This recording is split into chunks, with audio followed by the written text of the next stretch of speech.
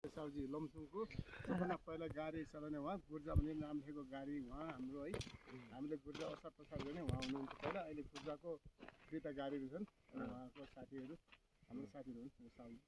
कहिलेकाहीँ त्यो अब गुर्जाकै गाडी हालेको कारणले गर्दाखेरि होइन म कहिलेकाहीँ उहाँहरूले चाहिँ धेरै मान्छे ओभर भयो भने हामी आउने गर्छौँ र विशेष गरी उहाँलाई चाहिँ मैले धेरै मान्छु एकदम दाइ भाइको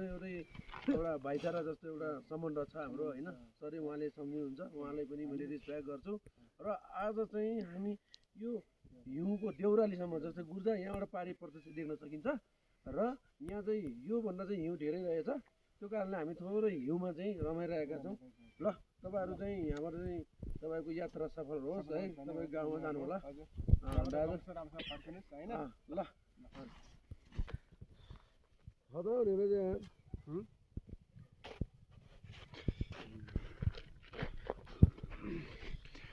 ल यसो पोस्छ सानम गुरुहरू अब हेर्नु न यस्तो तरिका छ यहाँ लडेर माथि त लडक लड्किने ठिकान साउजी उहाँ हिउँमा दिइसक्नुहुन्छ उहाँ यस्तो हिउँ भनेको पहिला गुर्जाको गाडीको नाम लेखेको उहाँले ल